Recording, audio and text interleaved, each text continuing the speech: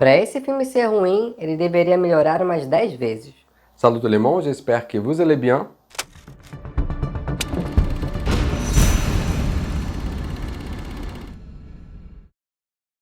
Na semana passada a gente começou a nossa saga O Corvo, aqui no canal. O filme de 94, que ainda hoje é um filme interessante.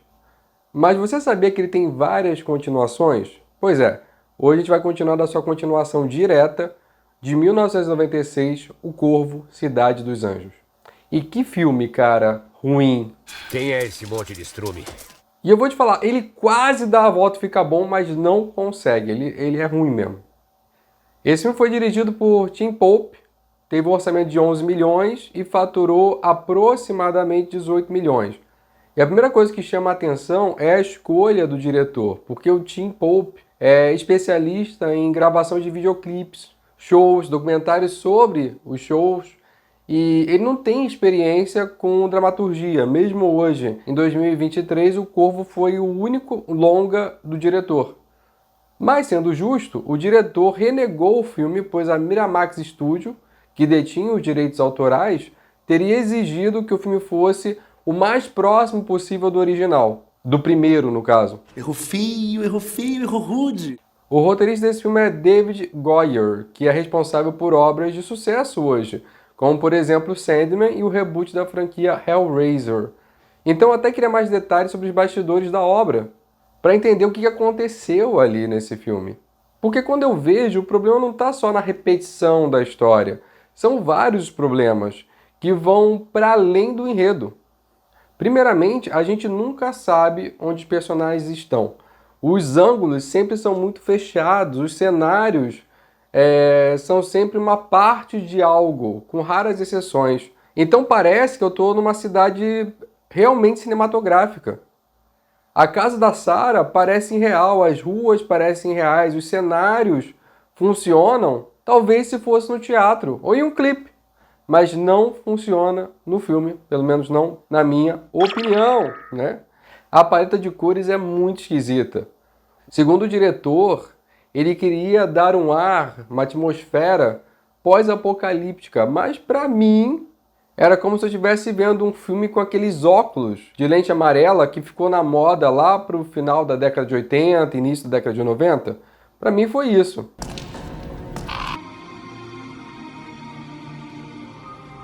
As atuações são extremamente exageradas, principalmente dos vilões. Só que diferente do filme 1, onde os vilões eram interessantes, aqui só fica ruim mesmo. E eu não tô falando merda não, isso é ruim pros negócios, tá? A gente tem um problema de direção, edição, atuação. Por exemplo, uma cena onde Ash, que é o corvo desse filme, tá lutando contra uma artista marcial, fica tão travada que parece que eu tô vendo o filme em câmera lenta. Os cortes são tão mal feitos que nem parece que eles estão lutando. Mas vamos à história desse filme. A mesma Sarah do primeiro filme, agora já adulta, não dá para saber exatamente quanto tempo realmente se passou, começa a ter sonhos estranhos de um pai e seu filho sendo assassinados. E, além dos sonhos, ela faz o seu monólogo de como a cidade é uma cidade das drogas, né? Uma Sin City. E já aqui você nota essa paleta de cores amarela que vai se perpetuar ao longo do filme. Essa é a cidade das drogas e da escuridão. Que, segundo o diretor, era para dar essa atmosfera pós-apocalíptica, só que para mim não deu certo. Eu acho que eles tentaram mudar coisas para não parecer o primeiro filme em lugares que você não precisava ou não deveria mudar. Não era idiota bastante. Vamos indo. Talvez por eles estarem com as mãos atadas, eles queriam mudar alguma coisa, não sabiam o que, então mudaram algumas coisas que não deveriam, ou que mudou para pior, digamos assim. É tipo se na minha cidade tivesse duas praias, uma linda e outra poluída e feia. Aí a minha vizinha resolve ir para a praia, aquela linda, e eu não quero imitá-la, só que aí, de propósito, eu vou para a poluída e feia. Se fosse o caso só de não imitar o filme, sei lá, vamos pensar numa questão de enredo ali, que não precisa nem mudar muita coisa. Por exemplo, o Corvo tivesse questões entre a sua vingança e voltar para casa ou viver um amor que talvez ele construísse pela Sarah. Já mudou a história. Não. Nós não podemos fazer isso. A gente mudaria o foco e mudou a história, mesmo que ele desenrolasse da mesma forma e tivesse o mesmo final. O vilão desse filme é Judá, que é um sádico. Ele ama provocar dor nos outros. E se você não entendeu, nem precisa, porque ele vai dizer isso com todas as letras. Eu disse que todos nós temos nossos prazeres. O meu é a dor dos outros. Bom, nosso corvo revive, mas se eu reclamei do cara ter saído da Terra um ano depois de morrer, todo limpinho, aqui então, a menos que o cara tenha morrido no dia anterior, ele foi jogado no fundo de um rio, ou de um mar, não sei. E ainda assim ele estava inteiraço.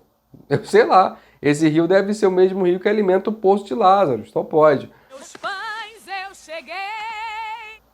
E a Sarah, como está acostumada com esses fenômenos, né, esse lance da galera voltar dos mortos, inclusive o corvo vai lá chamar ela para ela poder ir lá. Ela encontra Ash, ela é muito forte, porque ela consegue levar o cara até o carro e depois arrastar até a casa dela.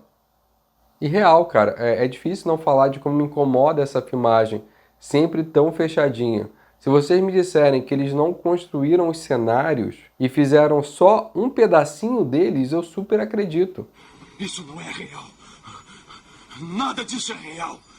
É tipo como se eu quisesse mostrar aqui, se eu abrir a tela, não tem cenário. Quer dizer, já quase não tem. Mas se abrir a tela toda, vocês vão perceber que tem uma janela e etc. Então, para parecer que tem um cenário, eu fecho o ângulo da câmera. E é essa a impressão que eu tenho no filme. Só que não fica legal no filme. E eles tiveram 11 milhões. Desculpe desapontá-lo. Mas eu não vou reclamar. Não vou reclamar. Não mais disso, pelo menos. Aham, sei. Assim, o Judá, ele tem uma vidente que prevê a volta do morto. E aqui tem uma diferença também, uma diferença que fica meio estranha para mim, que o Judá diz que lembra de todas as pessoas que ele já matou. Lembro de todos os meus pecados. E a gangue dele também lembra de todas as pessoas que ele já matou. Quando o Ash aparece, todo mundo sabe quem ele é. Que era o pai com o filho. Isso só pode me fazer pensar que mataram realmente o Ash ontem. E ele voltou hoje. Porque uma gangue tão violenta, que mata como se fosse um dia qualquer, como eles tentam mostrar no filme, não tem como eles terem essa memória toda, gente. Não tem. Você... Eu... Chapolin Colorado! Não contavam com minha astúcia. Mas eles lembram do Ash, com detalhes. Então o Ash acorda na casa da Sarah e, como toda a jornada, ele primeiro nega que ele não quer fazer parte disso, ele sai correndo, ele está assustado, ele vai para a oficina mecânica, onde ele trabalhava e o filho estava antes do assassinato, que por coincidência ainda está lá inteirinha, eu acho que não tem nem porta, mas está lá inteira. As tintas do filho ainda estão lá, e a Sarah encontra ele lá na oficina, eu não sei como. Essa cidade deve ser uma cidade bem pequena, deve ter uns 50 moradores no máximo. E aproveitando que ela está ali, ela aproveita também a tinta do filho que está ali e pinta o rosto do Ash para dar a versão do corvo desse filme. Que porcaria, hein? Agora que o Ash aceitou sua missão, mais cenas fechadas dele vestindo a roupa. E eu tô reclamando de novo disso, né? Eu sei. Não é fechado tipo ele tá botando a camisa, é fechado tipo ele tá afivelando o cinto, abotoando um botão. Ele coloca o casaco e o foca na carinha dele. E depois ele pula na moto, ele voa. E toda essa cena é só de um cara colocando um casaco e subindo na moto. E é muito ruim toda essa sequência. É brega, é fechada, não dá pra ver nada. É exagerada, é longa. Assista a sequência, só um trechinho dela, reduzida. E tirem suas próprias conclusões.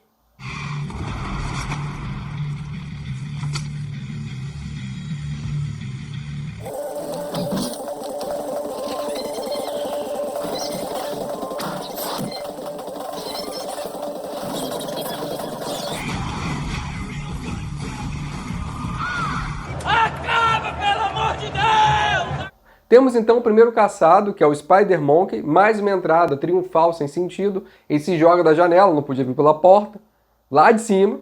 E é o que eu falo sobre o problema da direção. Porque o diretor disse que para diferenciar o Ash do Eric, ele queria que o Ash fosse uma força bruta e não um artista marcial.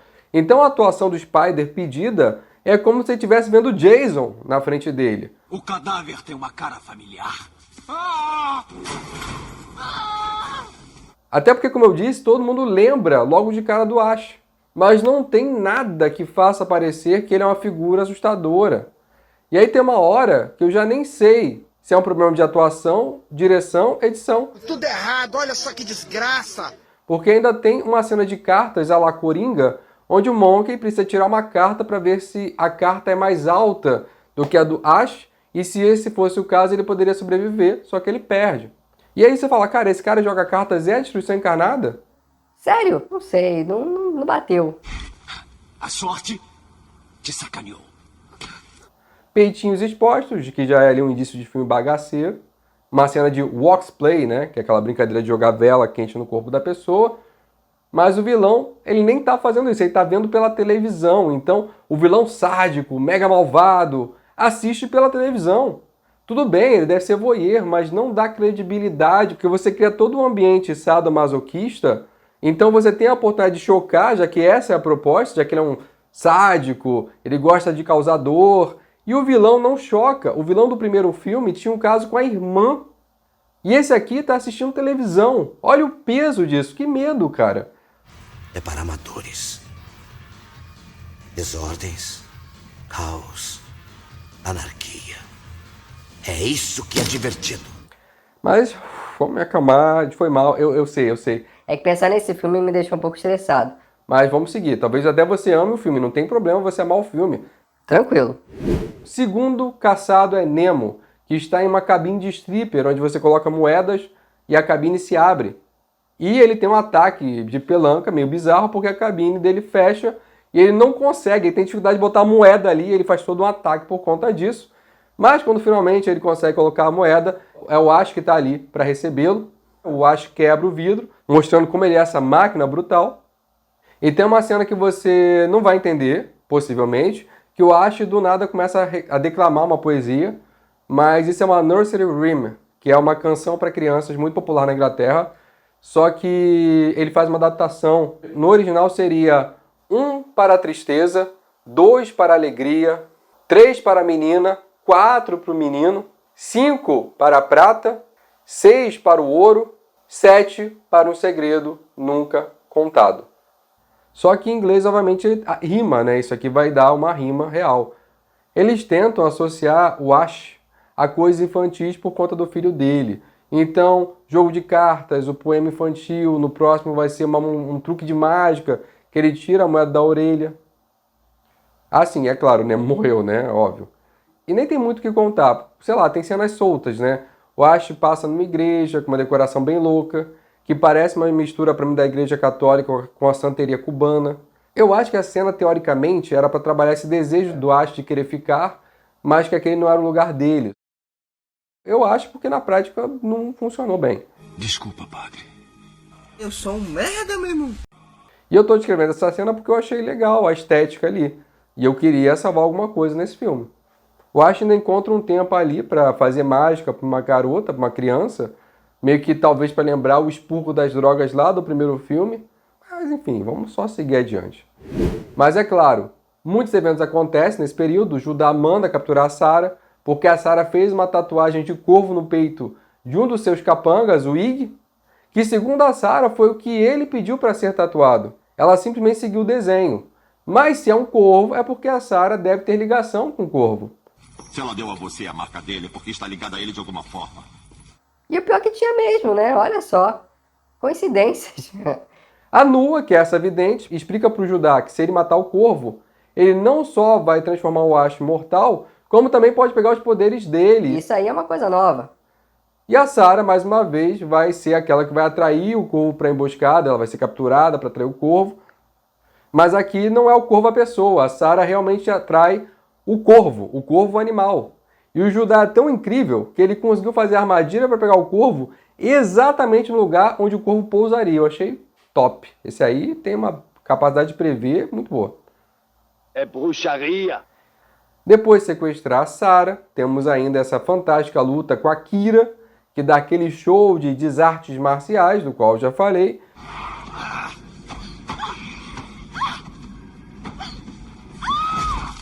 Morri! E também tem a morte do Ig, que é onde, no final, o Ash, essa máquina brutal assustadora, coloca ali a moedinha na boca dele. E aí agora o Ash está indo lá matar o Judá. E ele esqueceu que ele é super forte em que ele quebra vidros, e dessa vez ele resolveu escalar o edifício inteiro, né? Só que enquanto ele estava ali escalando, o corvo é morto, e assim ele cai do prédio, agora como um mortal. E morre, né?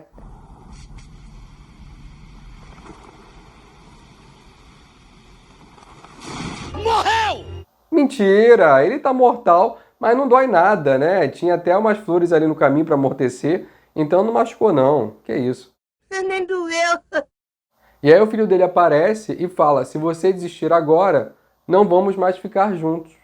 Mas por que não, né? Tem um contrato com os corvos, olha, se você voltar e falhar na vingança, você não pode mais ver seu ente querido vingado. Não tem nem sentido.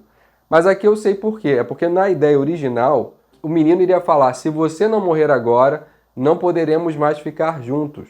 E aí o Ash, ainda assim, decidiria não morrer para poder salvar a Sarah, mas no final a Sarah morreria de qualquer jeito, e o Ash ficaria preso, vagando ali no mundo dos vivos para sempre. Seria tipo uma alma penada. Esse era o final pensado. Só que como era muito sombrio, eles mudaram isso. Então a criança fala isso para incentivar, né, o corvo a levantar e seguir adiante. O Judá desce do edifício, bate aí no Ash, pendura ele no poste, começa a dar chicotada no rapaz. Vilão malvado. Que meta! Mas a Sarah, que foi libertada pela vidente, dá uma facada no Judá, que nem sente nada porque agora ele é imortal. Mas no susto, ele solta o Ash, mas infelizmente não tem nada que você possa fazer, afinal de contas o cara é imortal agora, e nem tem corpo para fazer ele ficar imortal, ele só é imortal. Inclusive, o Judá mata a Sarah. Mas na verdade nem é culpa dele. A Sarah meio que pula na faca. Ele tá andando com a faca e ela grita, Judá! E pula na faca. O cara nem mexeu o braço que eu vi. Eu acho, inclusive, que ele tentou desviar a faca, mas não conseguiu. Ela pulou na faca. Vejam a cena aí e façam seu julgamento.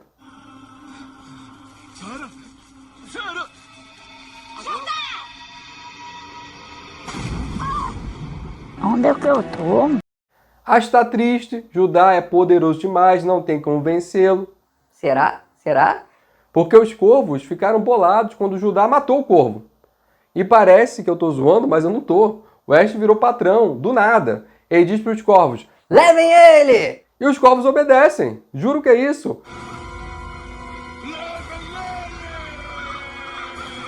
Tudo bem.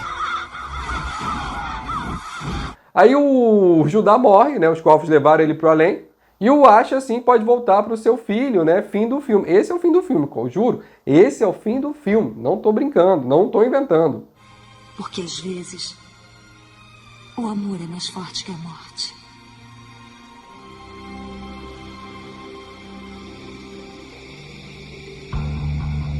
Vocês estão de sacanagem! Eu fiquei pensando o que de bom eu poderia falar desse filme. De verdade. E eu não achei muita coisa, pra não dizer que eu não achei nada. Teve lá a igreja, tem algumas cenas legais. Tem algumas cenas que são tão ruins que você até ri.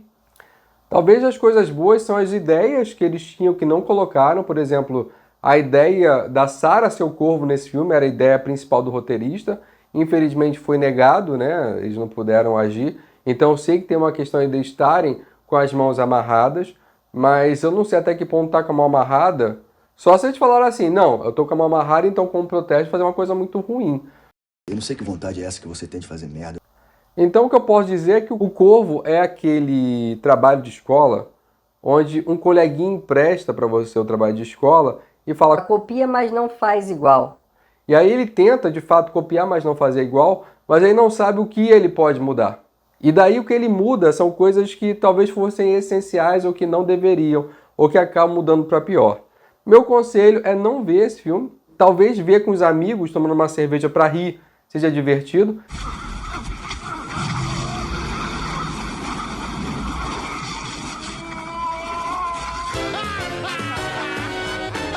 Se você gosta do filme, desculpa, mas é um filme ruim, sim.